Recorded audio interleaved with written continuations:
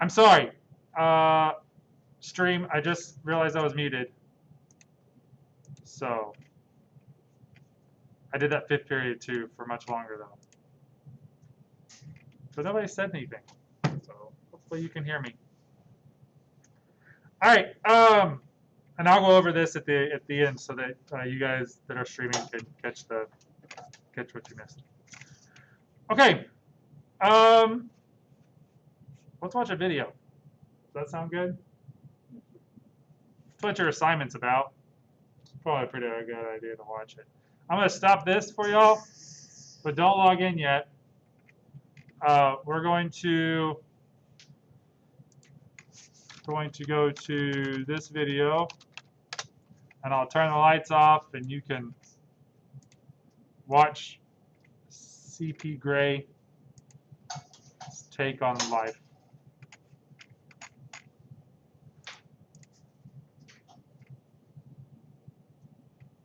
So, no, Grammarly.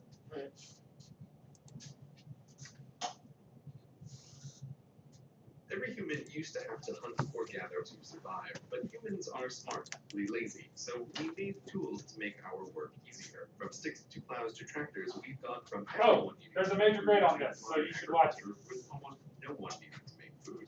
And yet, we still have abundance. Of course, it's not just farming, it's everything. We've spent the last several thousand years building tools to reduce physical labor of all kinds. These are mechanical muscles, stronger, more reliable, and more tireless than human muscles ever could be. And that's a good thing. Replacing human labor with mechanical muscles frees people to specialize, and that leaves everyone better off, even those still doing physical labor. This is how economies grow and standards of living rise. Some people have specialized to be programmers and engineers whose job is to build mechanical minds. Just as mechanical muscles made human labor less in demand, so are mechanical minds making human brain labor less in demand. This is an economic revolution. You may think we've been here before, but we haven't. This time is different. When you think of automation, you probably think of this: giant, custom-built, expensive, efficient, but really dumb robots blind to the world and ready to work. They were a scary kind of automation, but they haven't taken over the world because they're only cost-effective in narrow situations. But they're the old kind of automation. This is the new kind.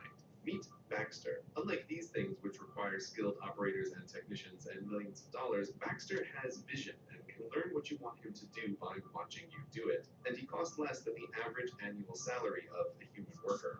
Unlike his older brothers, he isn't pre-programmed for one specific job. He can do whatever work is within the reach of his arms. Baxter is what might be thought of as a general-purpose robot, and general purpose is a big deal. Think computers. They too started out as highly custom and highly expensive, but when cheap-ish general-purpose computers appeared, they quickly became vital to everything. A general-purpose computer can just as easily calculate change or assign seats on an airplane or play a game or do anything just by swapping its software. And this huge demand for computers of all kinds is what makes them both more powerful and cheaper every year. Baxter today is the computer of the 1980s. He's not the apex, but the beginning. Even if Baxter is slow, his hourly cost is pennies worth of electricity, while his meat-based competition costs minimum wage.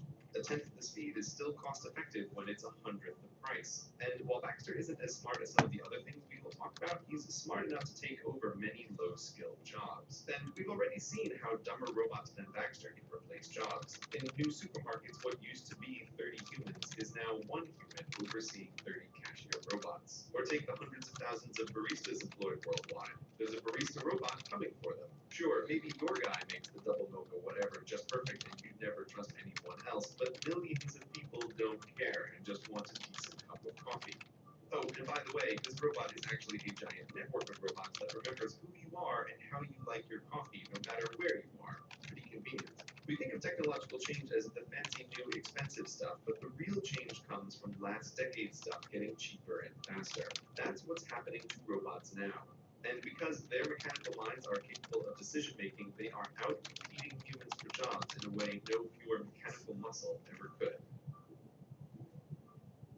Imagine a pair of horses in the early 1900s talking about technology. One worries all these new mechanical muscles will make horses unnecessary. The other reminds him that everything so far has made their lives easier. Remember all that farm work? Remember running from coast to coast delivering mail? Remember riding into battle? All terrible. These new city jobs are pretty cushy, and with so many humans in the cities, there will be more jobs for horses than ever. Even if this car thingy takes off, you might say, there will be new jobs for horses we can't imagine. But you, dear viewer from Beyond 2000, know what happened. There are still working horses, but nothing like before. The horse population peaked in 1915. From that point on, it was nothing but down. There isn't a rule of economics that says better technology makes more better jobs for horses. It sounds shockingly dumb to even say that out loud, but swap horses for humans and suddenly people think it sounds about right. As mechanical muscles push horses out of the economy, mechanical minds will do the same to humans. Not immediately, not everywhere, but in large enough numbers and soon enough that it's going to be a huge problem if we're not prepared. And we're not prepared. You, like the second horse, may look at the state of technology now and think it can't possibly replace your job, but technology gets better, cheaper, and faster at a rate biology can't match. Just as the car was the beginning of the end for the horse, so now does the car show us the shape of things to come. Self-driving cars aren't the future. They're here and they work. Self-driving cars have traveled hundreds of thousands of miles up and down the California coast and through cities, all without human intervention. The question is not if they'll replace cars, but how quickly. They don't need to be perfect. They just need to be better than us. Human drivers, by the way, kill 40,000 people a year with cars just in the United States. Given that self-driving cars don't blink, don't text while driving, don't get sleepy or stupid, it's easy to see them being better than humans because they already are. Now, to describe the self-driving cars as cars at all is like calling the first cars mechanical horses. Cars in all their forms are so much more than horses that using the name limits your thinking about what they can even do.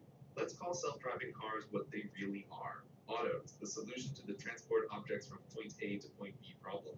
Traditional cars happen to be human-sized to transport humans, but tiny autos can work in warehouses and gigantic autos can work in pit mines. Moving stuff around is who knows how many jobs, but the transportation industry in the United States employs about 3 million people. Extrapolating worldwide, that's something like 70 million jobs at a minimum. These jobs are over. The usual argument is that the unions will prevent it, but history is filled with workers who fought technology that would replace them, and the workers always lose. Economics always wins, and there are huge incentives across wildly diverse industries to adopt autos. For many transportation companies, humans are about a third their total costs. That's just the straight salaries. Humans sleeping in their long-haul trucks cost time and money, accidents cost money, carelessness costs money. If you think insurance companies will be against it, guess what? Their perfect driver is one who pays their small premiums and never gets into an accident. The autos are coming, and they're the first place where most people will really see the robots changing society. But there are many other places in the economy where the same thing is happening, just less visibly. So it goes with autos, so it goes for everything. It's easy to look at autos and Baxters and think technology has always gotten rid of low-skilled jobs we don't want people doing anyway. They'll get more skilled and do better educated jobs like they've always done. Even ignoring the problem of pushing 100 million additional people through higher education, white-collar work is no safe haven either. If your job is sitting in front of a screen and typing and clicking, like maybe you're supposed to be doing right now, the bots are coming for you too, buddy. Software bots are both intangible and way faster and cheaper than physical robots. Given that white-collar workers are, from a company's perspective, both more expensive and more numerous, the incentive to automate their work is greater than low-skilled work. And that's just what automation engineers are for. These are skilled programmers whose entire job is to replace your job with a software bot. You may think even the world's smartest automation engineer could never make a bot to do your job, and you may be right, but the cutting edge of programming isn't super smart programmers writing bots, it's super smart programmers writing bots that teach themselves how to do things the programmer could never teach them to do. How that works is well beyond the scope of this video, but the bottom line is there are limited ways to show a bot a bunch of stuff to do, show the bot a bunch of correctly done stuff, and it can figure out how to do the job to be done. Even with just a goal and no knowledge of how to do it, the bots can still learn. Take the stock market, which in many ways is no longer a human endeavor. It's mostly bots that taught themselves to trade stocks, trading stocks with other bots that taught themselves. As a result, the floor of the New York Stock Exchange isn't filled with traders doing their day jobs anymore. It's largely a TV set. So bots have learned the market and bots have learned to write. If you've picked up a newspaper lately, you've probably already read a story written by a bot. There are companies that teach bots to write anything: sports stories, TPS reports, even say those quarterly reports that you write at work. Paperwork, decision making, writing, a lot of human work falls into that category, and the demand for human mental labor in these areas is on the way down. But surely the professions are still safe for bots, yes? When you think lawyer, it's easy to think of trials, but the bulk of lawyering is actually drafting legal documents, predicting the likely outcome and impact of lawsuits, and something called discovery, which is where boxes of paperwork gets dumped on the lawyers and they need to find the pattern or the one out-of-place transaction among it all. This can be bot work. Discovery, in particular, is already not a human job in many law firms. Not because there isn't paperwork to go through, there's more of it than ever, but because clever research bots shift through millions of emails and memos and accounts in hours, not weeks, crushing human researchers in terms of not just cost and time, but most importantly, accuracy. Bots don't get sleepy reading through a million emails. But that's the simple stuff. IBM has a bot named Watson. You may have seen him on TV destroy humans at Jeopardy, but that was just a fun side project for him. Watson's day job is to be the best doctor in the world, to understand what people say in their own words and give back accurate diagnoses. He's already doing that at Sloan Kettering, giving guidance on lung cancer treatments. Just as autos don't need to be perfect, they just need to make fewer mistakes than humans, the same goes for doctor bots. Human doctors are by no means perfect. The frequency and severity of misdiagnoses are terrifying, and human doctors are severely limited in dealing with a human's complicated medical history. Understanding every drug and every drug's interaction with every other drug is beyond the scope of human knowability, especially when there are research robots whose whole job it is to test thousands of new drugs at a time. And human doctors can only improve through their own experiences. Doctor bots can learn from the experience of every doctor bot, can read the latest in medical research and keep track of everything that happens to all their patients worldwide and make correlations that would be impossible to find otherwise. Not all doctors will go away, but when the doctor bots are comparable to humans and they're only as far away as your phone, the need for general doctors will be less. So professionals, white-collar workers, and low-skilled workers all have things to worry about from automation. But perhaps you are unfazed because you're a special creative snowflake. Well, guess what? You're not that special. Creativity may feel like magic, but it isn't. The brain is a complicated machine, perhaps the most complicated machine in the whole universe, but that hasn't stopped us from trying to simulate it. There is this notion that just as mechanical muscles allowed us to move into thinking jobs, that mechanical minds will allow us to move into creative work. But even if we assume the human mind is magically creative, it's not, but just for the sake of argument. Artistic creativity isn't what the majority of jobs depend on. The number of writers and poets and directors and actors and artists who actually make a living doing their work is a tiny, tiny portion of the labor force. And given that these are professions dependent on popularity, they'll always be a very small portion of the population. There can't be such a thing as a poem and painting-based economy. Oh, by the way, this music in the background that you're listening to, it was written by a bot. Her name is Emily Howell, and she can write an infinite amount of new music all day for free. And people can't tell the difference between her and human composers when put to a blind test. Talking about artificial creativity gets weird fast. What does that even mean? But nonetheless, it's a developing field. People used to think that playing chess was a uniquely creative human skill that machines could never do, right up until the point they beat the best of us. And so it will go for all human talents. Right. This may have been a lot to take in, and you might want to reject it. It's easy to be cynical of the endless and idiotic predictions of futures that never are. So that's why it's important to emphasize again that this stuff isn't science fiction. The robots are here right now. There is a terrifying amount of working automation in labs and warehouses around the world. We have been through economic revolutions before, but the robot revolution is different. Horses aren't unemployed now because they got lazy as a species. They're unemployable. There's little work that a horse can do to pay for its housing and hay.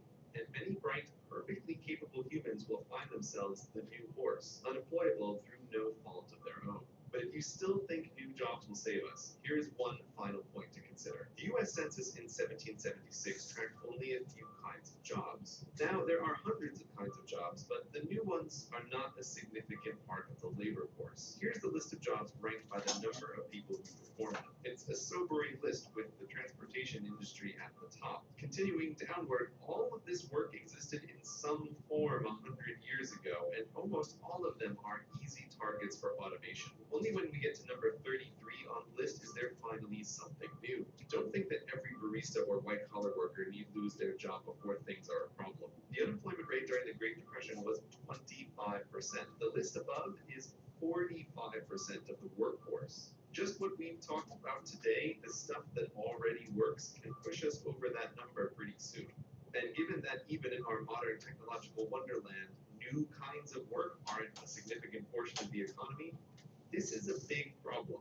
This video isn't about how automation is bad, rather that automation is inevitable. It's a tool to produce abundance for little effort. We need to start thinking now about what to do when large sections of the population are unemployable through no fault of their own. What to do in a future where, for most jobs, humans need not apply. Someone grab the lights. Oh, cool. All right. So that's why you should learn to be a programmer. Because, you know, bots are coming for your job. Not your job, your kid's job. Which is almost... Yeah. All right. So, let me get this back. Make sure I'm... Yeah, I'm on. You guys want to see me? Here we go. Boom. Got my little rudder icon and my picture. Ready to roll. Okay, so your assignment is a major grade. It's due next Friday. And what I want you to do, how old is this video? 2014. So that means this thing is 6 years old. It's a half decade. There's got to be advancements in these areas, right? So I want you to give me an update on 2 of the industries. You can do medicine, you can do law, you can do autos, you can do factories, you can do music and art. The thing you talk about how the bots can write news stories. I don't care. I want to know what's going on in this world now. Make sense? Yes, no? Okay. And I want 2 sources for each industry, and I want you to tell me what they say and then what you think about it. And what those are is quotes and analysis. Have you all been introduced to what analysis is in your English classes or whatnot? Yes, no, maybe. What's analysis?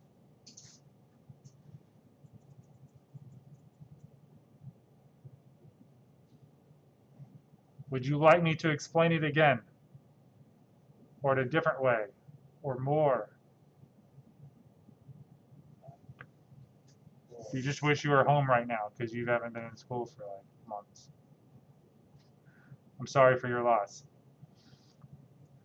Do you want me to tell it again? Okay. Analysis is when you read something and you say that's dumb. That's analysis. It's not great analysis, but that's called analysis. So what you personally think about the thing that you're reading and tell me about. So when you go to an industry, like let's say you do the music industry, right, with bots, what I want you to do is I want you to give me a quote from your article, but I don't want you to just copy and paste and say this is what the article said. I want you to tell me what your personal thoughts are about that. This isn't a report. This is more of like you saying, here's something I found, and here's what I think about it. That's the analysis part. Make sense? Is that better explanation than before? Hopefully. Okay. Let's see if I have, oh, I do. Okay, so here's what you get. Here's your to-do list for the rest of the day for the next 55 minutes. You're going to log into Schoology. You get in your computers. Don't do it yet. You're going to log into Schoology. You're going to find Fundamentals of Computer Science, the course. There's a quiz over the video that we just watched. It's like 4 questions. Should be pretty easy. And that's due today. And then I put a discussion post up called Squad Up Anyone. So what I want you to do is I want you to reply with, it'll be like a game that you've played recently. And I told you a few games I've played, so hopefully it kind of breaks the ice a little bit. And then I want to know if you like playing alone, or if you like not playing, if you like doing project work alone or with partners. Because a lot of times I'll say you can have a partner if you want, and I want you to have ways to find people. So you can always go back to that post and see if whoever said they like working in groups, odds are if you shoot them a message on Schoology, they might say yes. Unless you burned them in the past, and they probably will say no. But anyway, I'm trying to give you guys mechanisms that you can get in contact with each other. If push comes to shove and that doesn't work, you can send me an email and say, I'm real lonely, I need a partner, and I'll try to help you out. So, you know, that's what that is. And then work on the update. It's a major grade. It shouldn't be just thrown together in, one sentence or so. I want you to give me a presentation, PowerPoint, Google Slides. Tell me about 2 industries and how they're changing. 2 sources for each, so that's 4 total. And it'll be due next Friday. We'll have some class time next week to work on it. If you're curious about what next week will look like, we're going to make some code on Monday, and then I'll give you some time to work on this, and that's where we're headed. We're going to start coding next time you guys come in now. Any concerns? Nope. Okay, stream people. I went over the syllabus. So let me jump over that real quick. Maybe. I'll just pull it up for you guys. Face-to-face students, you can log in and get to work. I'm going to cover this for the online students. Online students. This is my syllabus. The only time I don't have duty in the morning is on Tuesday mornings. It's when I have duty outside in the rotunda. So come ask me some questions when you come back face to face, and I'll help you out on Tuesday mornings there. Otherwise, I'll be in this room, 12:02. And then this is year 1, and so this is the explanation that you might have seen. This is year 1 of a 4-year sequence to get you ready to go work for a software company. Fundamentals of Computer Science is what you're in now. That's year 1. Year 2 is an AP course that counts as a language other than English. So like Spanish or French, it counts as your foreign language. Year 3 is AP Computer Science A. Counts as both a math credit and a language credit. And year 4 is practicum. It's another tech credit, and it ends up looking like you're working in a software development area, except you're in a classroom. But we make software. We try to get you to be as close to what industry looks like and go get a job. So if I ask you to do anything, it's in the goal of getting you to that place. And we'll play video games and we'll make games to try to learn that stuff. But that's what we're doing here. And I think that pretty much covers it. Oh, no, it doesn't. For supplies, computer access, you need internet at a minimum. And then, but if you can get Apache NetBeans on a PC or a Mac, they don't run on Chromebooks. You would find it helpful. And we'll talk about that later. I'll show you about that coding on Monday. So, okay, that's all that you missed other than the PBIS stuff. So, you all have a great weekend. See you Monday.